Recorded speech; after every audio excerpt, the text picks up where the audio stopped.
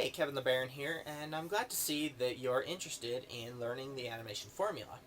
In today's video, we're going to be going over the very first module of the animation formula, which is creating stories. Now, I didn't come up with the process I'm about to show you. I've just kind of developed it from learning from other people and stuff, and it's a dead simple process. It's like the easiest process in the world for creating stories for animation. I think you're going to love it. It's going to be really simple, and once you implement this and start using it in the creation of your own animations, you're going to realize just how powerful and helpful it is to actually use this process before you ever start animating. Before I jump in and show you the process, I just want to talk to you really quickly about why it is so important that we actually go through and create the story before you just jump in and start animating. Basically, the biggest reason why is to save yourself time and effort. Animating can be very time consuming, and it can be a lot of work. It's fun and enjoyable, and it's a very rewarding thing to do, but the fact of the matter is it's very time consuming. And so anytime that you can do things to maximize the work that you put into it, it's well worth your time, and this is one of those things.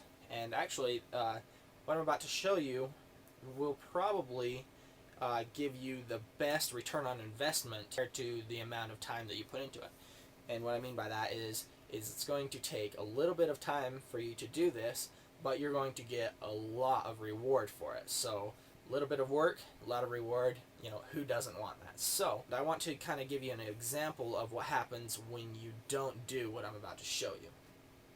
When I kind of first started animating, well, it was like a couple years after I had started animating, but when I really started learning about animation principles and started implementing the animation formula that I'm teaching you right now, and when I first started discovering the basics of this, I I was a member of a forum over on BiteyCastle.com where or ubitey.com or something, I can't remember exactly what it is, but I used to be a member of this forum, and one day somebody posted a thread and said that they wanted to do a collaboration, which for those of you who don't know what that is, it's a couple of animators will get together and they'll collaborate and work together to create an animation together.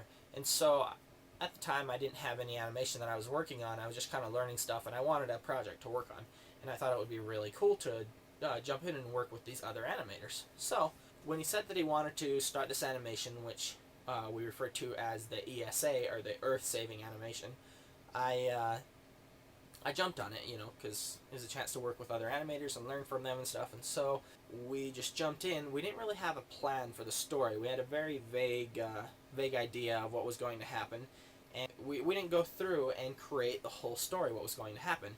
It was just like, well, we can have some scenes that do this and have some scenes that do this. And the general idea was that the humans were destroying the Earth, and so we were going to go through and show all the things that the humans were doing to the Earth.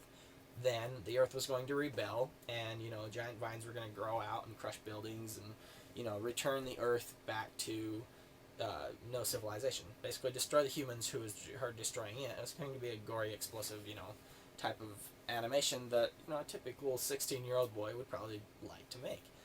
But in the end, it ended up failing, just like miserably. We didn't even get close to completing it. And the reason why, well, the two main reasons why are, one is because we didn't have a plan. We didn't create a story.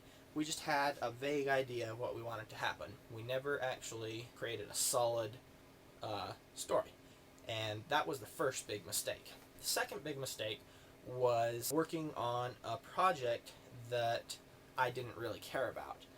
And I think that all the other animators had the same problem.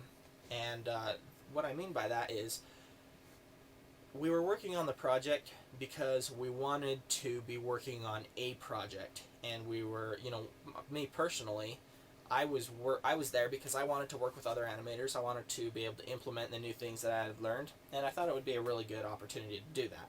The problem is that is not enough to motivate me to keep going and follow the project through to completion.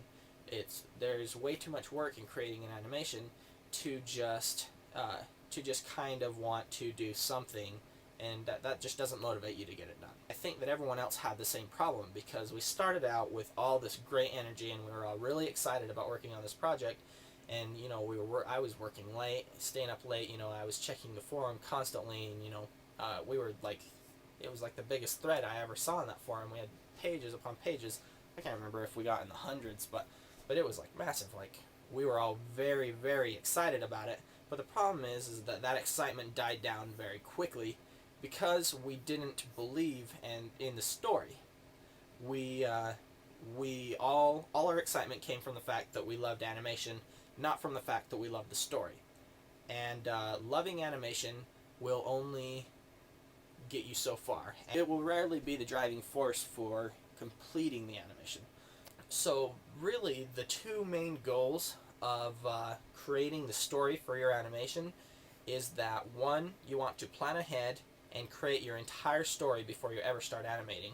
And it's a very easy, simple, and effective way for you to plan ahead, which will save you lots of time and energy in the long run. And number two is, it's a really good way to make sure that you actually believe and like the story that you're going to be animating. Because if you really believe in it and you like it, then that is going to be the driving factor that actually drives you to complete the project. That being said, let's just jump right in, and I will show you the process I use for creating the stories for my animations. Okay, so I'm at my desk, and I'm going to walk you step by step through the process I use to create stories for my animations.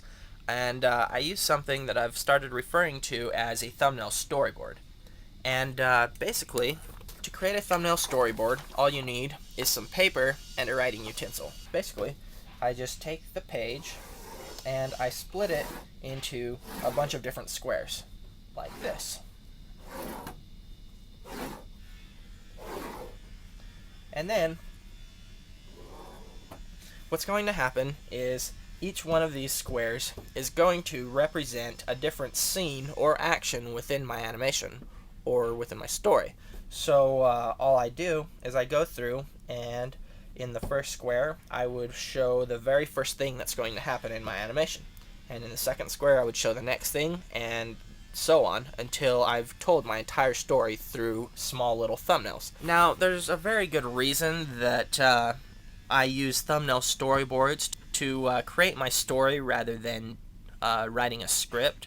And a big reason is because in animations, at least my animations, most of the time, the story is told through the visual aspect of what the characters do and how they react to things and their facial expressions and things like that, a lot more than what they say. So the story, and most animations are this way, depend a lot more on the actions of the characters rather than the dialogue of the characters.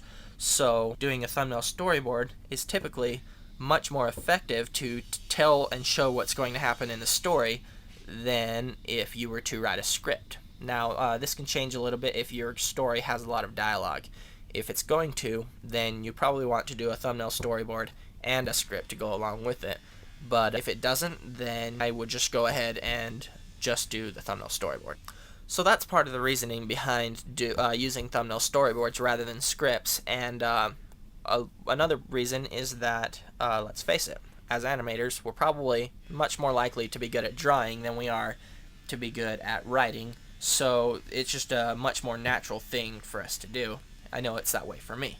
So I really like to do thumbnail storyboards. They're quick. I can usually do, depending on how big the story is, but it can take me anywhere from 10 minutes to half an hour. I don't do very much detail, just go through and blow it out, and you can always make changes later. And this it's just a way for you to create a rough draft of your animation. So what I'm going to do now is I'm going to pause this video, I'm going to fill out and create this storyboard, and then I'll come back and I'll show you and walk you through what I did. Okay, so I've completed the thumbnail storyboard, and it took me all of about 20 minutes. Part of the reason it took me even that long is because about halfway through I decided that I was going to do a completely different story. So I scrapped the original thumbnail storyboard and started over on a brand new one, and this is what I have for you. So it's going to start out with a blank screen, and then the stick man is going to kind of pop his head in, and look at the audience, make sure it's safe before he comes all the way onto screen, at which time he's going to look to the left and then the right, kind of glance around and see if anybody is watching. Once he's sure that nobody's watching, he's going to do something. But before I show you what happens next, I want to point out something. See how in this section I've got it all scribbled out and crossed out? This is because I messed up on one of these sections, and so rather than erasing or, starting over on a whole new storyboard, I just crossed it out and moved on to the next section, because that's the quickest and easiest way to continue. If you mess up anything and you don't like that particular that scene or whatever it is that you just drew, just cross it out and move on to the next section. That'll just be the easiest way for you to go through and get your entire storyboard done. So once he looks around up here and makes sure that everything's safe, then he reaches behind himself. I know the picture doesn't look like he's reaching behind himself. I am probably one of the worst artists on this planet, which is okay, because luckily when you make your own animation, you don't necessarily have to be a wonderful artist. You just need to know a little bit about animation, follow some rules, and you'll be alright. And especially on thumbnail storyboards, because it's just a quick sketch and it just kind of needs to get the general idea across. So he reaches behind himself and whips out an ice cream cone, which he triumphantly holds above his head. There's another messed up scene, and then he leans down and goes to take a lick of his ice cream, at which time a rock flies through the air and pegs him in the head. Then, as he's rubbing his head, we'll switch over to a kind of a wide shot, a little bit farther away from the character, and he's rubbing his head because it hurts because he just got hit in the head by the rock. And this second stick man over here is going to kind of slide his head in, look at the audience and smile. Then we'll cut to a close-up of him taking a big old lick of the ice cream cone. Then, when Stickman number 1 is going to look down and realize that a big chunk of his ice cream is gone, he's going to look around frantically to try and see who's been eating his ice cream. When he doesn't see anybody around, he's going to cautiously bend over to try and take another lick of his ice cream. But this time, he's looking in the direction that the rock came and hit him in the head from, because he doesn't want to get hit again. Then, a rock comes from behind him and pegs him in the head, smashing his head into the ice cream cone. At which time, he gets furious and roars out in anger. Then he throws his ice cream cone on the ground. Once again, I know that it's a horrible drawing, and it doesn't really look like much of anything, but that's what happens in this scene. He gets angry, throws his ice cream cone on the ground, and then walks off screen. Now, I ran out of space, so I just created another page, and in this scene, right as Stickman number 1 is exiting the screen, Stickman number 2 is going to pop his head back in, smile at the camera, and then reach down to grab the ice cream cone, at which time the animation will end. Okay, so I've gone through and I've shown you how to create your story using a thumbnail storyboard. And like I said, it's very easy. You just split your page up into a bunch of squares, and then you choose one of those squares to tell a different part of your story, and you go through and draw out your whole story. And the next step in the animation method is going to be creating character sheets, which is something we're going to be talking about in tomorrow's video. And the reason that's important is because if you as an animator don't know your character intimately, then it's going to be very hard for you to animate them, or at least it's going to be hard for you to animate them well. And so it's a really good idea to go through and create the character sheets for your characters. That way you can always make sure that they're on model, and there's a lot of other benefits that we'll talk about tomorrow. One last thing before we go is I want you to create your own thumbnail storyboard. And it doesn't have to be the same story. As a matter of fact, it's obviously better if you create your own story. It's really important that you actually go and implement what you learn immediately, otherwise you'll forget about it. And what I recommend that you do is you actually go and create a thumbnail storyboard for some kind of story that you would like to animate. And try and do that before the next video tomorrow, because then we're going to be moving on to other steps and I'll have other things for you to do. So I hope you enjoyed the video. I hope you actually go and use this. It's a very valuable tool, and you will never regret actually doing a thumbnail storyboard before you start animating. And I hope to see you in the next video.